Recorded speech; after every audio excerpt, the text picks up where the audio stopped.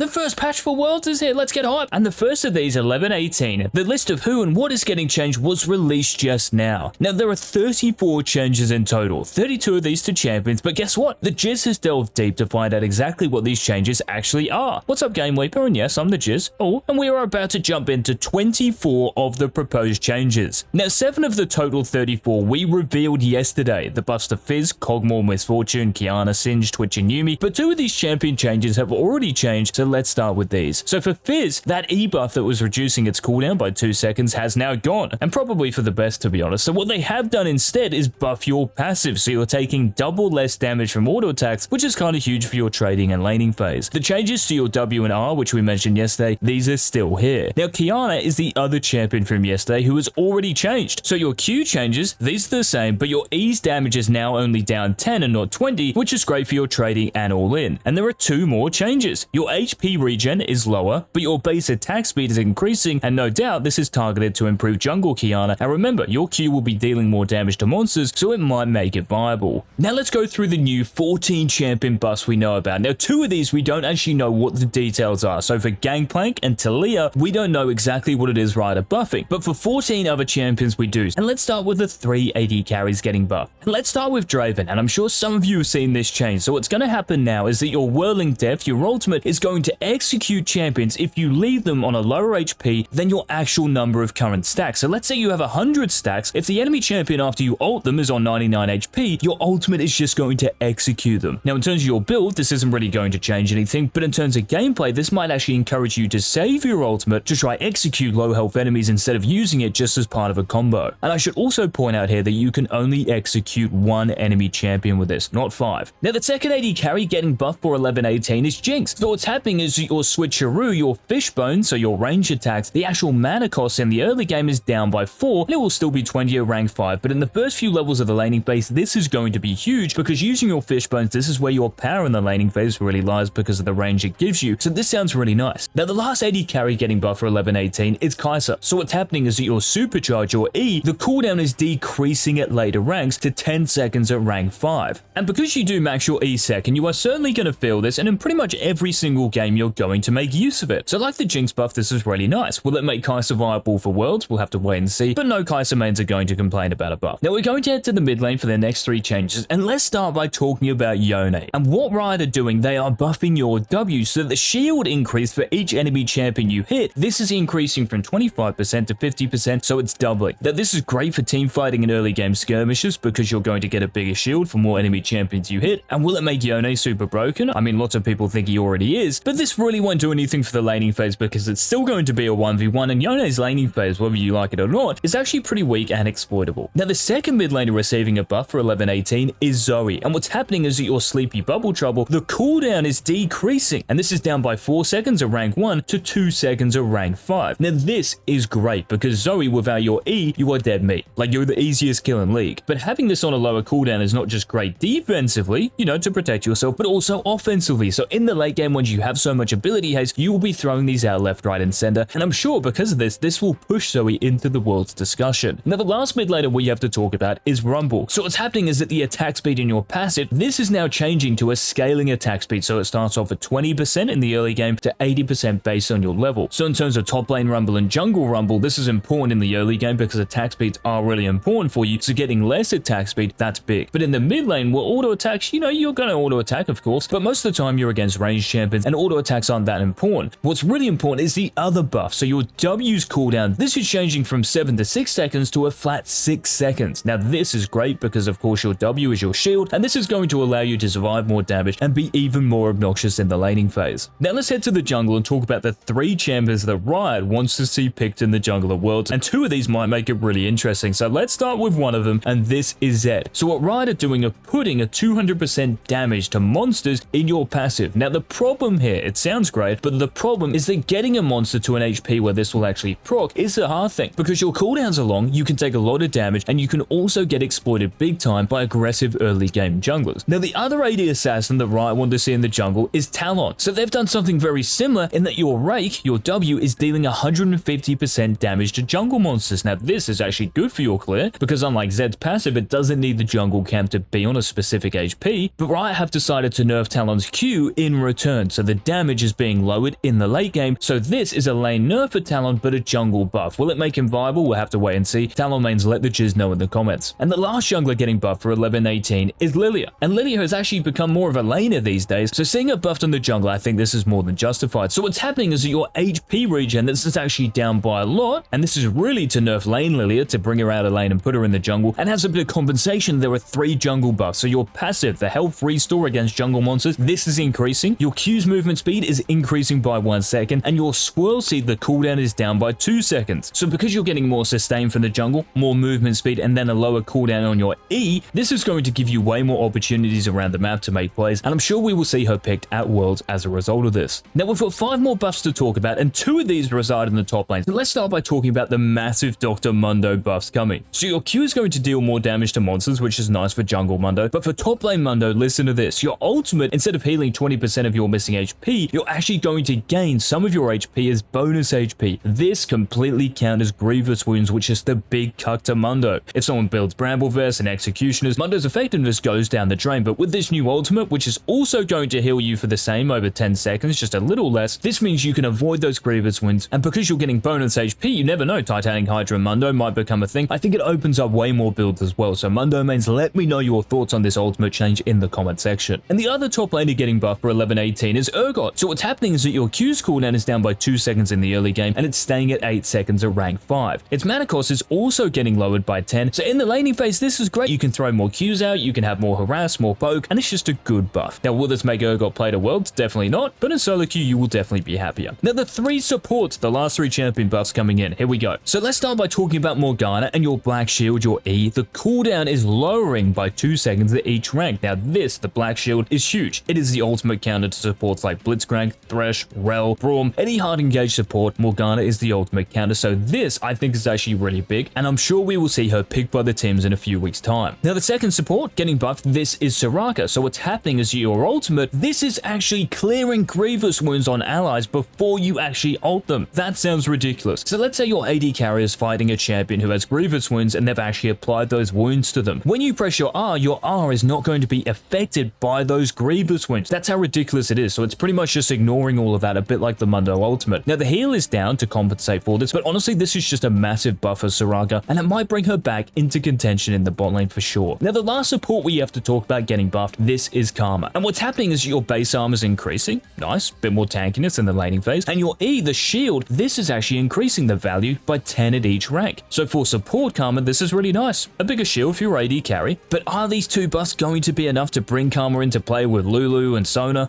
Probably not, but there's always hope. So those are the champion buffs. Now let's talk about the champion nerfs, and there are 7 of these for 11-18 that we know about. Now, the 2 champions we don't know about, one of these is Lee Sin, who's getting nerfed, and Trundle support is getting nerfed as well, but we don't actually know the details there. But let's stay in the bot lane because we do know the nerf details about 4 AD carries getting nerfed. That's right, 4. So we're going to start with Aphelios. So what's happening is your base AD is down by 2, which is kind of important early on, and your attack speed per level is also down. Now, this affects your Severum Q and your Crescendum Q, and later in the game, this is actually going to be very impactful. Now, will this stop Aphelios from getting picked with supports like Thresh and hard engagers? Probably not, but definitely in solo queue, people are going to feel this, so yes, this is a legit nerf. Now, the next AD carry who's also picked a lot is Ashe, and the cooldown on your W, this is actually increasing by 4 seconds in the early game, but staying the same at rank 5, but 4 seconds in the early game, this is legit. Like, your W is really annoying to play against because of the poke, so having this on a much longer cooldown makes you easy to play against in the laning phase, but I'm sure we will still see Halo Blade's Ashe pick so much because she is very strong, even with this nerf. Now, next up, we have Kalista, and what's happening is your ultimate's knock-up duration at rank 1 and rank 2, this is actually down, so when you throw your support in there and they knock up enemy champions, they are going to be knocked up for less. Now, in the pro scene, this will definitely hold some weight, but in solo queue, yeah, who cares? Just keep picking Kalista, it's fine. And the last AD carry getting nerfed in 11-18 is Varus. So what's happening is your base AD, this is down by 2, just like the Aphelios nerf. Now, does this mean Varus is unplayable? No, of course not. But it does mean that you're going to deal less damage for your auto attacks and your Qs, which is kind of important. But just like Ashe, Varus will still be a very contested pick. Now, we're going to stay in the bot lane for the support getting nerfed for 11-18, and this is Thresh. Another nerf for Thresh, dear me. So what Riot are doing this time, they are decreasing your movement speed by 5, so you're getting the Season 10 Aurelia treatment, and your Flay, the minimum damage you do with your auto attacks based on your souls, this is actually increasing, which is nice, but the maximum damage, that base damage based off your AD, this is down. But to be honest, this Flay auto attack damage, this this is actually a buff overall. And the movement speed nerf, yeah, it'll be kind of annoying. Maybe you don't save that one teammate because you don't get there in time to lantern them out. You might not be able to make as many plays and roam around the map, but to be honest, Thresh is still going to be pretty much exactly the same champion. Now we've got two other champions to talk about who are getting nerfed, and both of these are played for the most part in the top lane. Now the first of these is Renekton, another Renekton nerf, the Thresh of the top lane. So what's happening is that your enhanced W, the stun duration, is down by half a second. Now I don't think this is that important because really when you use your W, you're using it for the insane damage it gives you, but you might feel this in teamfights and might mean the enemy AD carry who you've jumped on and stunned, they might survive instead of dying now, but it still shouldn't mean that much. And the other champion getting nerfed in the top lane and mid lane potentially is Jace. So your base AD,